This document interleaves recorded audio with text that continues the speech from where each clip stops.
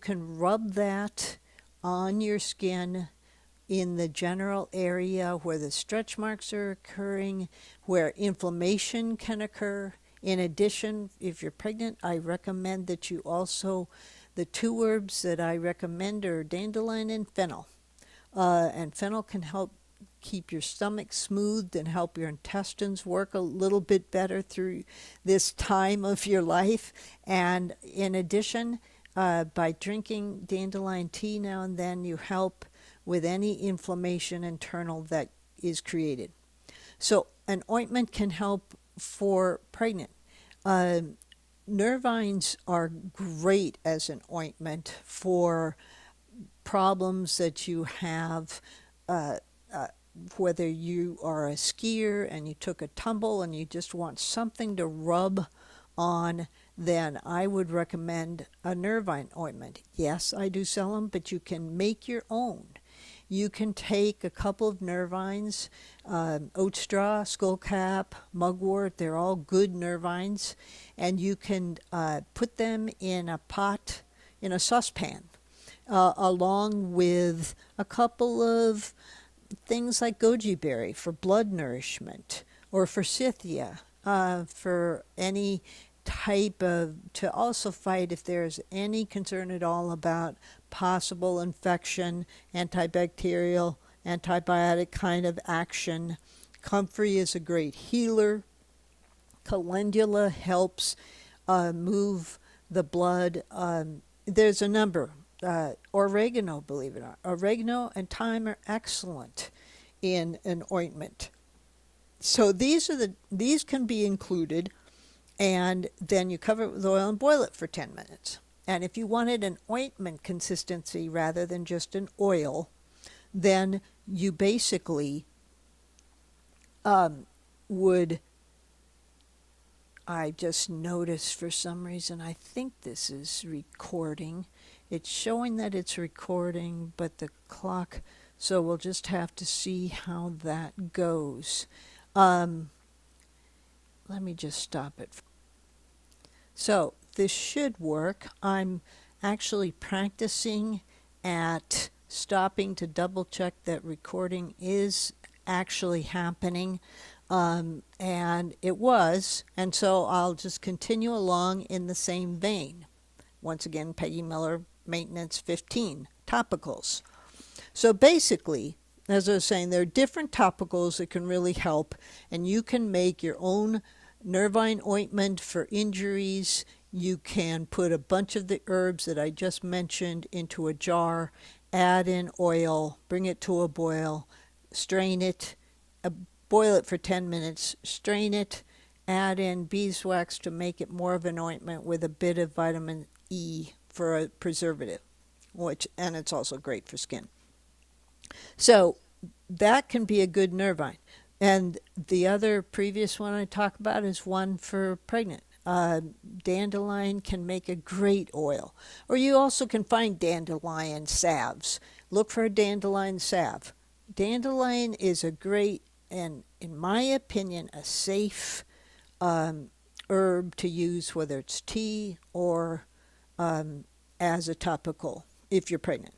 So moving right along, there are so many other topicals that are very useful, but I do want to make sure that I talk some about cancer.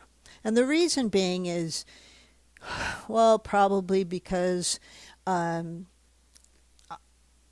know a number of people who are facing it, whether it's in their family or themselves, and I don't like to always bring it up directly, but in general, in a medical herbal series, what I'd like to say is there are certain herbs that are really useful for cancer. And there's a book by Michael Tierra, which is about herbs and cancer, and I'd recommend you pick it up if you're concerned about it, either for yourself or your family members, because there are many approaches to both fighting cancer, but also to helping the body rejuvenate after chemo. So let's first, though, talk about, let's say you've discovered a tiny lump you haven't yet decided whether to go in and get it treated, what I would do, just even while thinking about it, is I would make a oil or an ointment with burdock and danshen, because burdock helps change blood viscosity and danshen helps fight cancer. And I would apply it to the area just while I was thinking about, do I want to go in and get this checked? Is this growing? Is this just, some benign little thing? Or what is this? So that would be a start off position. If you decide, okay, no, I'm going to go in and they say, yep, it's cancerous and we need to start you on chemo, and you do the chemo, there are a number of herbs as both an ointment or as tea, which I'd recommend that you, first of all, as an ointment, codonopsis, comfrey, reishi mushroom. Reishi is a really strongly rejuvenative herb. And those, as well as I would include something like elecampane, because it's got an outward action and it's very soothing, and it adds a scent that's very soothing. Rosemary can be the same way. It has just a wonderful scent. Lavender is a very gentle nervine that has, some people like the scent. Nothing wrong with putting a scent in that you find soothing. Rose is the same way. It can be very soothing.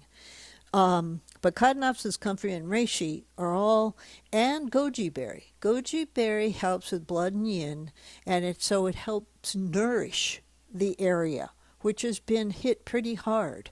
You want to help the cells in the area which are still alive but feeling a little bit sorry for themselves, shall we say, help them get back into the world of the living and get back to thriving.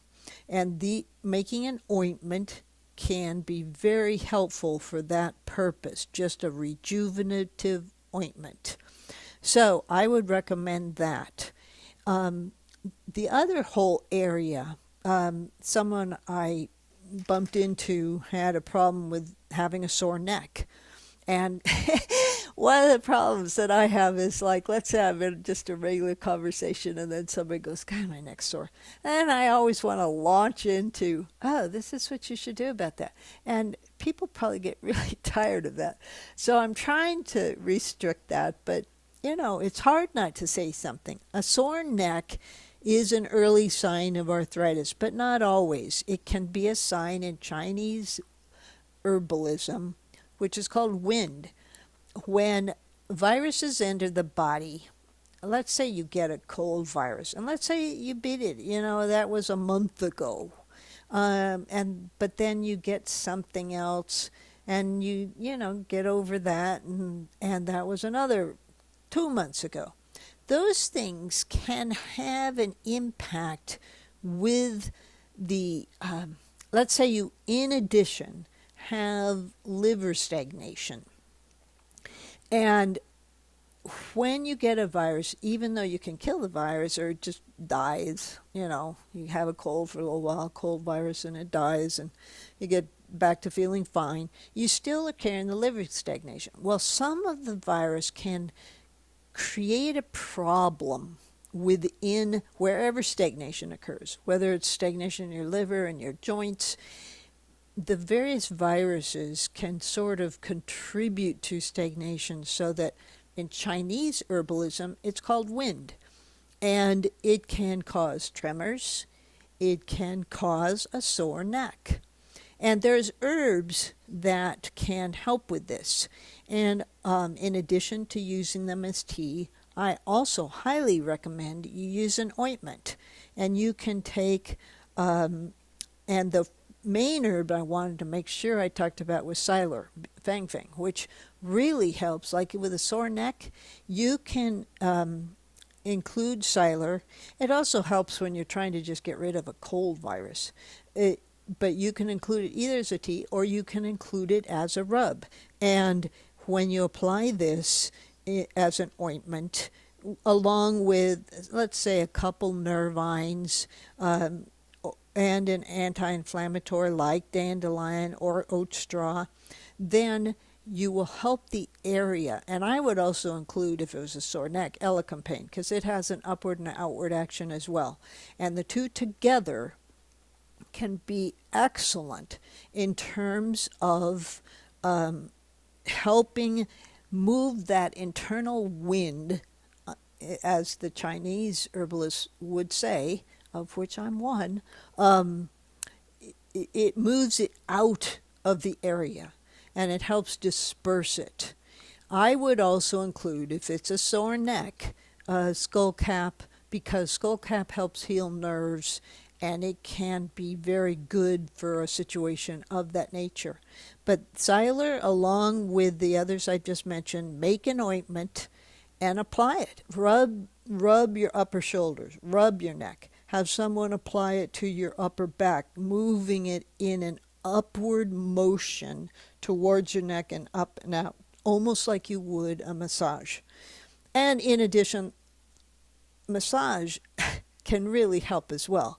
But if you're doing massage, even let the masseuse use the ointment, because it can really help, and you will find it does its job in an excellent way. So there's a ton. I could go on forever about topicals, and I'll bring them up related to chronic issues as I get into the chronic issue section. But these are just maintenance things. You can get little things, and then your body builds them up. And if you take the other herbs I've talked about through the maintenance thing related to clearing stagnation and clearing inflammation, then all of this can really help to keeping you on a very healthy path. So I'm pretty much out of my time again. Once again, a nod to MCAT for doing this, and I hope you have a great week, and I'll be addressing another topic next week. I'll announce it then. All right, take care. Bye.